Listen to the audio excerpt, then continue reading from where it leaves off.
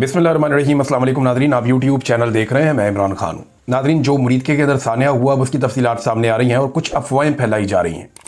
देखें, कन्फर्म इतला कोई भी नहीं है कि तहरीक लब्बैक की क़यादत के साथ बना क्या।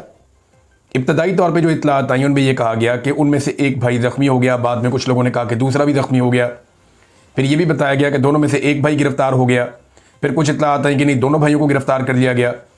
कुछ दावे ऐसे सामने आए कि पुलिस के पास वो नहीं है, उनको एजेंसियां उठाकर ले गई हैं, और कुछ दावे ऐसे सामने आए कि वो दोनों फरार हो गए, वो पकड़े ही नहीं गए। अब देखें, वो एक पॉलिटिकल पार्टी है, उसके वो हेड हैं, ऐसे मुमकिन नहीं है।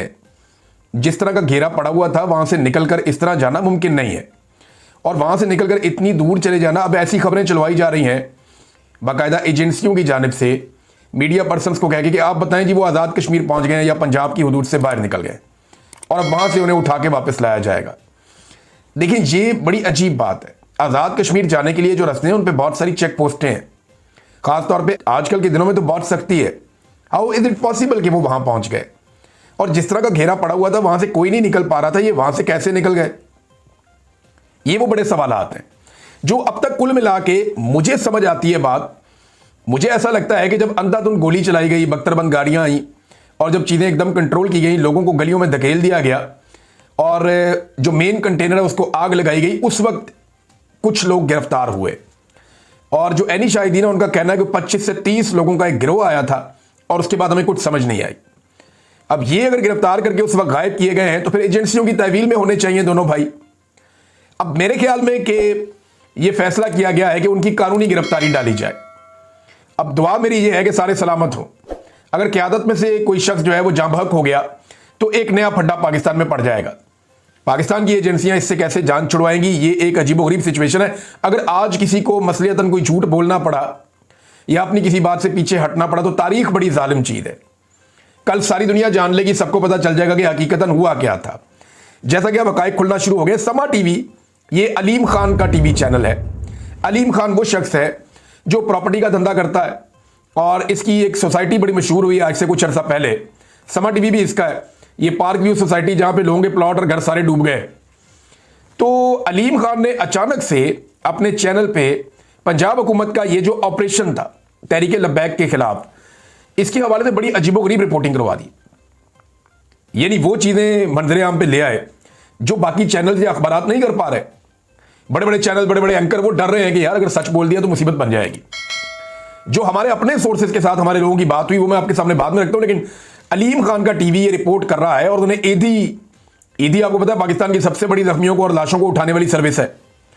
उनका जो इंचार्ज है उससे बात की उनके जर्नलिस्ट ने अपने प्रोग्राम में, तो बताया जनाब गवाहियां आ गई वहां से कि 150 गोलियों से जख्मी अफराद को यहां से अस्पतालों में मुंतकिल किया गया, और सिर्फ कोई 150 बंदा मुंतकिल किया गया यहां पे DHQ अस्पताल मुरीदके में, और फिर वहां से वो बंदे भिजवाए जा रहे हैं लाहौर में अस्पताल में। तो एक तो बड़ी तादाद में जो जख्मी हैं जिन्हें गोलियां लगी हैं, ये टांग में, पेट पे, कमर में, रानों पे, बाजुओं में, ये वो लोग हैं, सीने में। इनमें बहुत सारों की हालत खराब भी है। कुछ जख्मी मामूली थे और कुछ बड़े सीरियस जख्मी थे। ये जो ईदी फाउंडेशन वाले हैं, जो ईदी एम्बुलेंस सर्विस वाले हैं, वो ये बता रहे थे, उनके जो इंचार्ज हैं। साथ उन्होंने ये भी बताया, अलीम खान के चैनल के ऊपर अब ये चीजें चल रही हैं, ये मैं नहीं कह रहा, हमारे पास जो सोर्सेज है वो मैं बाद में बताता हूं, लेकिन वहां पे भी सैकड़ों लोगों को गोलियां लगने से जख्मी होने की कंफर्मेशन आई। फिर यह बताया गया कि बहुत सारी लाशें थी, और इतनी लाशें थी कि पुलिस अपने साथ लेकर गई। यानी ईदी को अपनी एम्बुलेंस के अंदर लाशें उठाने की इजाजत नहीं दी गई, बल्कि तमाम लाशें जो है वो पुलिस, जिसको कहा गया था कि आपने चाहे वो को क्लियर करना है, वो अपने साथ उठाकर लेकर गई है। अब लेकिन तहरीके इंसाफ तो अपने लापता अफराद या लाशों के हवाले से कुछ नहीं कर सकी ना 26 नवंबर को, क्योंकि तहरीके इंसाफ जिस जगह गई थी डी चौक में, उसको क्लियर करना, काबू करना, लाइटें बंद करना, वहां पे बहुत बड़ा ऑपरेशन किया गया था, बड़ा खौफनाक। और तहरीके इंसाफ की क़यादत ने भी कुछ नहीं किया बाद में। लेकिन यहां पे ये एरिया बहुत बड़ा है, यहां आबादी बहुत ज्यादा है, रकबा भी ज्यादा है, एनी शाहिदीन भी बहुत ज्यादा है, तो यहां पे, और लोग यहां रहने वाले भी हैं बहुत सारे, तो यहां चीजें छुपाना इतना आसान नहीं होगा। इसकी तहकीकात जरूर करवानी चाहिए ताकि पता चले, और जिन लोगों के घर वाले अभी तक वापस नहीं आए और पुलिस के पास भी नहीं है, उन्हें फौरी तौर पे बताना चाहिए और एक लिस्ट जारी करनी चाहिए कि ये वो तमाम लोग हैं जिनके बारे में अभी तक कोई इंफॉर्मेशन नहीं मिल रही। अलीम खान का चैनल ये क्यों कर रहा है, ये बात मुझे समझ नहीं आई। हालांकि वो मौजूदा सिस्टम और एस्टेब्लिशमेंट के साथ बड़े अच्छे ताल्लुकात हैं। मुझे लगता है कि शायद फिर कोई एनओसी फंस गया है, जिसकी वजह से अलीम खान उस्मान बुज़दार के भी बहुत खिलाफ था। उस्मान बुज़दार के तो मैं भी खिलाफ था, मुझे लगता था कि पंजाब उससे बेहतर वज़ीर आला डिजर्व करता है।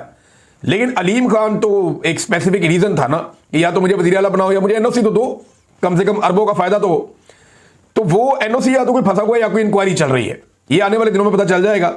और अभी क्योंकि मैंने ये बात कर दी है तो बहुत सारे लोग एक्टिव हो जाएंगे और आने वाले दिनों में ये इंफॉर्मेशन मेरे तक पहुंच जाएगी कि अलीम खान साहब किस चक्कर में उनका चैनल जो है वो चीजें बता रहा है या कर रहा है जो बाकी लोग जरूरत नहीं कर रहे। अब मैं आपको जरा कुछ फैक्ट्स बताता हूं, ये आपके सामने में रखने लगा हूं।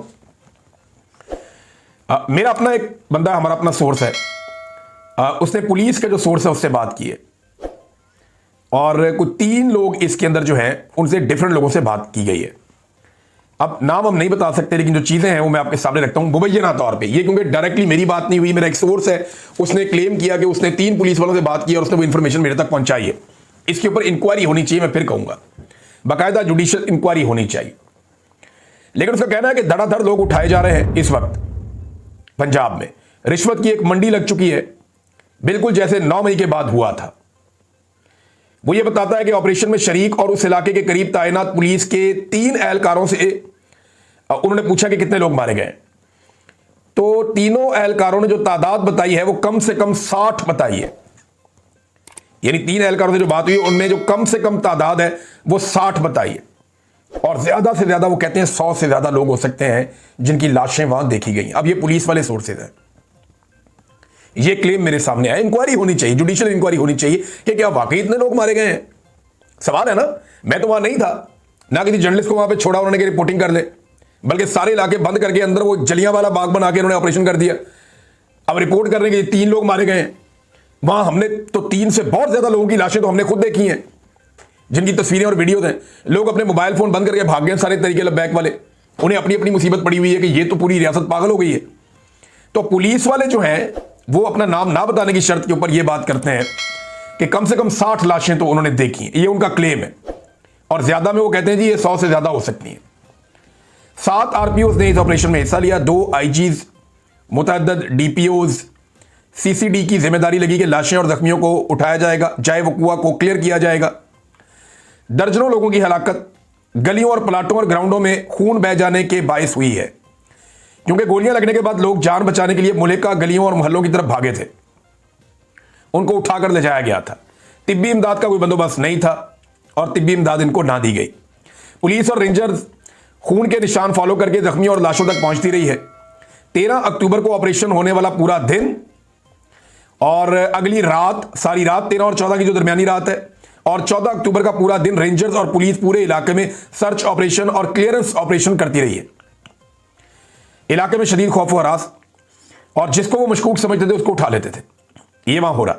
अब पुलिस ने दोबारा दिहाड़ियां शुरू कर दी हैं, जैसे 9 मई की बात की थी। बंदा उठाया, फिक्स कर देंगे 9 मई में, तो इतना पैसा दे दो। बंदे बेचारे पैसे देते थे। अब तहरीके लबैक वालों को भी ऐसे ही ब्लैकमेल किया जा रहा है। घरों में घुसकर तलाशियां हो रही हैं, सर्च ऑपरेशन हो रहे हैं। खदशा है कि जिन जख्मियों को जाए वकुआ से लाशों के हमरा उठाया गया वो भी शायद ज्यादा जिंदा नहीं है, क्योंकि वो एक ऐनी शाहिदीन है। इस किस्म की बातें भी की जा रही हैं। बहरहाल सोशल मीडिया पे एक ऑपरेशन अब किया जाएगा कि सोशल मीडिया पे जिन लोगों ने कहा कि इतने बंदे मर गए, इतने मर गए, उन बंदों को उठाया जाए, उनको काबू किया जाए। भाई इसके ऊपर एक जुडिशियल इंक्वायरी करें, जो लोगों से पूछें, लोग अपनी दरखास्तें भेजें। लोग वहां पे दरखास्तें भेजें कि जनाब मेरा ये प्यारा ये गया था धरने वाली जगह पे, अभी तक वापस नहीं आया। तो जुडिशियल कमीशन जो है वो चेक करे तमाम इदारों के पास कि वो किसी की हिरासत में है। अगर वो किसी की हिरासत में नहीं है तो फिर बंदा कहां गया, ये इस तरह पता चलेगा कि बंदे किधर गए। इसके ऊपर ये मट्टी डालने के चक्कर में कि सारे मामले को छुपा ले, बच जाने वाले सपोर्टर हैं वो सारे गायब हैं। अब ये चीजें मैं आपके सामने रख रहा हूं, और इस वक्त भी टीवी पे खबरें चलाई जा रही हैं कि जल्द पकड़ लिया जाएगा रिजवी बरादरान को, और मेरी इत्तला के मुताबिक पकड़ा नहीं जाएगा, गिरफ्तारी डाल दी जाएगी, जैसे नॉर्मली होता है। जो इंतजार पंजूता के साथ हमारे साथ माजी में अगर ये ना हुआ होता ना पाकिस्तानियों के साथ, तो हम कहते कि शायद, अब हम इतने यकीन से पता क्यों कहते हैं, क्योंकि ये बार बार हुआ है अहमद दुरानी के भाइयों के साथ, ये इंतजार पंजूता साहब के साथ, और बेशुमार लोगों के साथ बार बार ये किया गया कि जनाब ये पुलिस ने बरामद कर दिया जी, बंदा आ गया वापस, ये जी बंदा शुमाली इलाका जहां चला गया था वापस आ गया जी। अब इन्हें कश्मीर के खाते में डालने की कोशिश की जा रही है अपने बंदों के जरिए से, लेकिन ये ऐसा होना नहीं है। खबरें चलवाई जा रही हैं इस हवाले से। इमरान खान साहब का स्टेटमेंट है नाज़रीन, ये स्टेटमेंट मैं आपके सामने रख देता हूं, बल्कि एक चीज और बताता हूं कि साद रिजवी के घर से भारतीय करेंसी भी बरामद हो गई। ये साद रिजवी के घर से ना रॉकेट लॉन्चर भी मिलेंगे, इसके घर से जो है खुद कुछ जैकेटें भी मिलेंगी, इसके घर से अब जो है ना वो आपको एटम बम की यूरेनियम भी मिलेगी, इसके घर से आपको बड़ी अजीब अजीब चीजें मिलेंगी। ये पुराना खेल है पाकिस्तान में। जिनापुर के नक्शे मिल गए थे, याद है आपको, एमक्यूएम के दफ्तरों से, कि जनाब वो एक नया मुल्क बनाने जा रहे थे, जिनापुर अलग करने जा रहे थे। आज तक कोई सबूत ही नहीं है। आपको याद है, ये अक्सर ऐसे करते हैं, जब भी किसी के खिलाफ हो जाते हैं तो उसके घर से हर चीज मिल जाती है। तारुल कादरी के घर से अजीबोगरीब चीजें इन्होंने ढूंढ ली थी एक दफा, बल्कि लेकर आए थे कि और चीजें डालनी है, वो तो कारकुन वहां पे अड़ गया, उन्होंने नहीं आने दी। तो ये रियासत का तरीका है, वारदात है। जिसको काबू करना हो वही हथियार इन्होंने इमरान खान के घर से पकड़े थे, वही हथियार इन्होंने तस्वीर निकाल के लगा दी कि ये साद रिजवी के घर से पकड़े गए। अंदाजा करें आप इनकी बेशर्मी का। इमरान खान साहब का स्टेटमेंट है, पहले वो स्टेटमेंट मैं आपको सुना दूं, फिर उसके बाद आगे बढ़ते हैं, चीजें आपको बताता हूं मैं। इमरान खान ने कहा, खैबर पख्तूनख्वा हुकूमत में तब्दीली का अमल एहसन तरीके से मुकम्मल होने पर अपने तमाम मेंबरान असम्बली को मुबारकबाद पेश करता हूं। खैबर पख्तूनख्वा के अरकान ने जिस तरह नजरिए पर डट कर बिना किसी अगर मगर के मेरे नामजद करदा वज़ीर आला को वोट दिए है, वो काबिल सताइश है। मैं अली अमीन गंडापुर को भी खराज तहसीन पेश करता हूं, जिन्होंने बगैर किसी तरद्दुद के एक नहीं 3 मरतबा इस्तीफा दिया। ये हमवार ट्रांजेक्शन इस बात का सबूत है कि खैबर पख्तूनख्वा में तहरीक इंसाफ के नजरिए का बोलबाला है। गंडापुर के पास वैसे दूसरा ऑप्शन भी कोई नहीं था, तो अच्छा उन्होंने अपनी भी इज्जत बचाई है, अपनी फैमिली की भी बचाई है, और वो निकल गए इसमें से। अब सारा का सारा बर्डन जो है वो सुहेल अफरीदी पे है कि क्या वो ऑपरेशन के मामले में, मादनियात के मामले में, इमरान खान की रिहाई के लिए तहरीक के मामले में एक कंप्रोमाइजिंग पोजीशन में जाते हैं या एक नई तवानाई के साथ सबको इकट्ठा करते हैं। ये सुहेल अफरीदी के ऊपर जो है वो डिपेंड करता है। सुहेल अफरीदी को खुसूसी पैगाम इमरान खान साहब ने दिया। उन्होंने कहा, खुसूसी पैगाम देना चाहता हूं कि वो मेरा ओपनिंग बैट्समैन है, लिहाजा उसे खुलकर खेलना चाहिए। पाकिस्तान तहरीक इंसाफ मुल्क की सबसे बड़ी जमात है। इससे मुंसलिक लोगों को सिर्फ इसलिए गद्दार कह देना कि वो किसी पॉलिसी से मुत्तफिक नहीं है, इंतहाई खतरनाक अमल है। इस बुनियाद पर गद्दारी के सर्टिफिकेट बांटने और रियासत मुखालफत का लेबल लगाने वालों की दुकान बंद होनी चाहिए। ये टाउट रोजाना बैठ जाते हैं ना बेचारे, ये सौदा बेच देते हैं, वो सौदा बेच देते हैं। टाउटों को एक बात समझनी चाहिए कि एस्टेब्लिशमेंट में अब अवाम के खिलाफ खड़े होने का वो दमखम नहीं रहा। अब एस्टेब्लिशमेंट का बयानिया नहीं बिकता। अब जैसा वो चाहते हैं वैसा स्याह और सफेद नहीं होता। अब फैसले इनकी मर्जी के खिलाफ भी होते हैं, लिहाजा एहतियात करें, एहतियात का दामन थाम लें, वरना रोजाना बेइज्जती होगी, रोजाना मुंह काला हो जाएगा। वहां किसी बेचारे छोटे मोटे ऑफिसर की बात सुन के बाहर निकल के रोला डाल देते हैं, ऐ नहीं होना, ये नहीं हो सकता, मेरा नाम बदल देना, मैं पूरी कौम से माफी मांगूंगा, मैं जमीन पे लकीरें लगाऊंगा। वो अजीब अजीब दावे कर देते हैं, बाद में एस्टेब्लिशमेंट की मंजी टूटती है, 7 दिन की भी टूट जाती है। लिहाजा आप जरा नॉर्मलाइज करें अपने आप को और इस चीज की आदत डालें कि एस्टेब्लिशमेंट को भी शिकस्त हो सकती है। फिर इमरान खान ने कहा, बतौर सियासतदान ऐसी किसी भी पॉलिसी पर तनकीद करना मेरा हक है जो अवाम के मुफाद, मुल्क की सालमियत और जमहूरियत के खिलाफ हो। ऐसी हर पॉलिसी की मुखालफत की है और करता रहूंगा जो मुल्की मुफाद के खिलाफ हो। खैबर पख्तूनख्वा में अवाम ने हमें मैंडेट दिया और हम DGISPR को नहीं, खैबर पख्तूनख्वा की अवाम को जवाब दें। इसलिए हम पाकिस्तान और सूबे की अवाम के मफाद के खिलाफ कभी नहीं जाएंगे। मेरी फौज से कोई दुश्मनी नहीं है, फौज भी मेरी है, मुल्क भी मेरा है और अवाम भी मेरी है। मेरे अपने खानदान के कई लोग फौज से ताल्लुक रखते हैं। 1965 की जंग में हमारे जमान पार्क में 8 में से 7 घरों में मेरे खानदान के लोग फौज में थे और मुल्क का दिफा कर रहे थे। मुझे अफसोस होता है जब दहशतगर्दी की जंग में फौज के सिपाहियों का खून बहता है, मगर इसके बावजूद बदअमनी कायम रहती है और दोनों तरफ हमारे लोग मारे जाते हैं। तारीख से साबित है कि सिर्फ मिलिट्री ऑपरेशन दहशतगर्दी का हल नहीं है। हमारा उसूली मौक़िफ़ है कि खैबर पख्तूनख्वा में मिलिट्री ऑपरेशन काबिल कबूल नहीं है, क्योंकि इसमें कोलेटरल डैमेज के नाम पर मासूम लोग शहीद होते हैं और वो अपने इलाकों से दरबदर होते हैं। कई दहाइयों से बड़े बड़े ऑपरेशन करके दहशतगर्दी खत्म करने की कोशिश में है, मगर यह नासूर खत्म नहीं हो रहा। हर साल बहुत सा कीमती खून बह जाता है। कभी फौज और पुलिस फोर्सेस के एहलकारों की शहादतें होती हैं, तो कभी मासूम शहरी दहशतगर्दी के वाकयात में जान की बाजी हार जाते हैं। हमेशा कहा कि दहशतगर्दी के मुकम्मल खात्मे के लिए बंद कमरों के फैसलों के बजाय एक मुअस्सर सियासी बसीरत पर मबनी जामे हिकमत अमली की जरूरत है। सियासी नुमाइंदों और खैबर पख्तूनख्वा हुकूमत की मौजूदगी और मुशावरत के बगैर बनाई गई कोई भी पॉलिसी काबिल कबूल नहीं है। दहशतगर्दी के खिलाफ पॉलिसी बनाते हुए तमाम अहम स्टेक होल्डर से बात की जाए, चाहे वो मकामी कबाइल हो या खैबर पख्तूनख्वा की हुकूमत, वफाकी हुकूमत या अफगान हुकूमत। अफगानिस्तान के साथ बातचीत के बगैर दहशतगर्दी के मसले का हल नहीं हो सकता। इमरान खान ने जब उन्हें बताया गया कि 2 ऑफिसर्स और 11 फौजी शहीद हुए, तो इमरान खान साहब उठकर खड़े हो गए और उन्होंने कई मरतबा कहा कि अफगानिस्तान से बात करो, अफगानिस्तान से बात करो, अफगानिस्तान के साथ बात करो। खैबर पख्तूनख्वा की नई हुकूमत को एक मरतबा फिर से हिदायत करता हूं कि दहशतगर्दी के खिलाफ तमाम फ्रीकैन के साथ बात करके मौसर और जामे हिकमत अमली बनाएं ताकि सूबे में मौसर और देर पा अमन कायम हो और नतीजतन मईशत बहाल हो। हर जमहूरी मुआशरे में अवाम को एहतजाज का हक हासिल होता है। निहत्ते लोगों पर तशद्दुद करना और सीधी गोलियां चलाना किसी तौर काबिल कबूल नहीं है। तहरीक लब्बैक के साथ जो जुल्म हुआ, तहरीक इंसाफ 3 साल से यही जुल्म बर्दाश्त कर रही है। 26 नवंबर को डी चौक में भी ऐसे ही खून की होली खेली गई जब हमारे निहत्ते कारकुनों पर स्नाइपर से गोलियां चलवाई गई। मैं मुरीद के किसाने में बेईमाना तशद्दुद और निहत्ती अवाम को गोलियां मारने की पुरजोर मजम्मत करता हूं। यह जनाब इमरान खान साहब का स्टेटमेंट है। अब नाजरीन, मैं आपको बैन अल-अक़वामी फ्रंट से 1-2 खबरें बता दूं कि डोनाल्ड ट्रंप ना बड़ी गेम खेल गए। लेकिन पहले शहबाज शरीफ साहब ने वो जिल्लत समेटी है वहां डोनाल्ड ट्रंप की, जैसे उन्होंने तारीफें की कि डोनाल्ड ट्रंप ने कहा जी अंदर गल्लां कीतियां ने ना इधर भी करो, जरा आ जाओ। और जो शहबाज शरीफ साहब के चेहरे की चमक थी और जिस तरीके से उन्होंने वहां पे चमकाया है शहबाज शरीफ साहब ने, जो लिशकाया है शहबाज शरीफ साहब ने, उसकी कोई माजी में मिसाल नहीं है। यानी डोनाल्ड ट्रंप को एग्जैक्टली पता है कि इन लोगों की औकात क्या है। आप देखें ना, वो इंडोनेशिया का हुक्मरान, वो डोनाल्ड ट्रंप को कह रही थी मैं एरिक से मिल लूं, मैं उससे मिल लूं।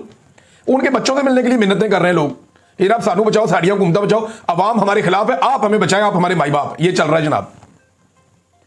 और शहबाज शरीफ साहब ने पता नहीं बंद कमरों में क्या क्या बातें की होगी। तो अब शहबाज शरीफ साहब के बारे में उसको एग्जैक्टली पता था कि ये आदमी क्या कहेगा। आगे बुला लिया। शहबाज शरीफ ने वहां पे तारीफ की उस डोनाल्ड ट्रंप की जिन्होंने कहा कि मैंने बहुत हथियार दिए हमास को मारने के लिए, इसराइल को जो मांगा आपने दिया और उनका बेहतरीन इस्तेमाल किया इसराइल ने। यह भी डोनाल्ड ट्रंप ने कहा। शहबाज शरीफ साहब ने वहां उनकी तारीफ के जमीन आसमान के कलाबे मिला दिए, बहुत तारीफ की। बरतानवी वजीर आजम को मौका नहीं मिला ये वाला। अब बरतानवी वजीर आजम का जो स्टेटमेंट है वो इससे मुख्तलिफ है, और जो एक स्टेटमेंट स्पेन से आया वो भी बड़ा इंटरेस्टिंग है। स्पेन का जो प्राइम मिनिस्टर है वो ये कहता है कि ये जो डील हुई है अमन के लिए, इसका मतलब ये नहीं है कि इसराइल को छुट्टी मिल गई है या जो उन्होंने कत्लो गारत की है उसके ऊपर उनको इम्यूनिटी मिल गई है या उसकी माफी हो गई है। ये गजा का जो जेनोसाइड किया गया है या कत्लेआम किया गया है, नस्लकुशी की गई है, इसका जवाब तो देना पड़ेगा। ये स्पेन कह रहा है और पाबंदियां बरकरार रखने की बात कर रहा है। एक गैर मुस्लिम मुल्क का हुक्मरान ये कह रहा है। बरतानिया क्या कह रहा है? वो कह रहा है जनाब इसराइल को यहां पैसा देना चाहिए गजा की तामीर नौ के लिए, उसने तबाही फेरी है। आपका वजीर आजम नहीं बोलता, ना जुल्म के खिलाफ बोला, ना मजलूम के हक में बोला। बोला क्या? सिर्फ एक ताकतवर और बड़े आदमी की वहां तारीफ करके आया। आज पाकिस्तान कहां खड़ा है? आज कहां खड़ा है पाकिस्तान? हम सब जानते हैं। और डोनाल्ड ट्रंप बड़ी गेम कर गए। यानी यरगमाली और लाशें वापस लेने का बहुत दबाव था नेतन्याहू पे, तो वो तो वापस हो रही हैं। अब मुकम्मल ट्रांजैक्शन होने वाली है। मुसलमान ममालिक का जो खतरा है उसको भी कम करना था, तो ये अमन मुआहिदा भी करवा दिया। लेकिन गजा में फलस्तीनियों को ये आराम से रहने देंगे ऐसी कोई गारंटी नहीं है, क्योंकि इस्राएली फाइनेंस मिनिस्टर ने कहा है कि गजा में सिक्योरिटी की गारंटी की एक ही सूरत है, और ये हम जरूर करेंगे कि वहां पे यहूदियों की आबादकारी की जाए। अब फलस्तीनियों के इलाके में वहां पे भी यहूदियों की आबादकारी की जाएगी, एक नया मसला पैदा हो जाएगा, लेकिन कंट्रोल सारा का सारा जाएगा इसराइल के पास, ये हमें नजर आ रहा है। और हमास को फिर से डोनाल्ड ट्रंप ने भी वादे धमकी लगा दी है कि अगर हमास गैर मुसल्लह नहीं होती तो पुरतशद्दुद रास्ता अपनाएंगे, मैं कोई खेल नहीं खेल रहा। डोनाल्ड ट्रंप ने यह बात पहले से कह दी है।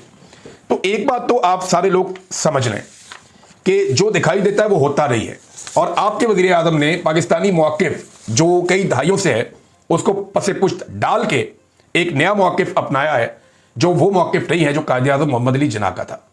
आज एक डिफरेंट मौक़िफ़ है, एक डिफरेंट पॉलिसी है। पाकिस्तान ने प्रो अमेरिका और प्रो इजराइल पॉलिसी जो है उसको अडॉप्ट किया है।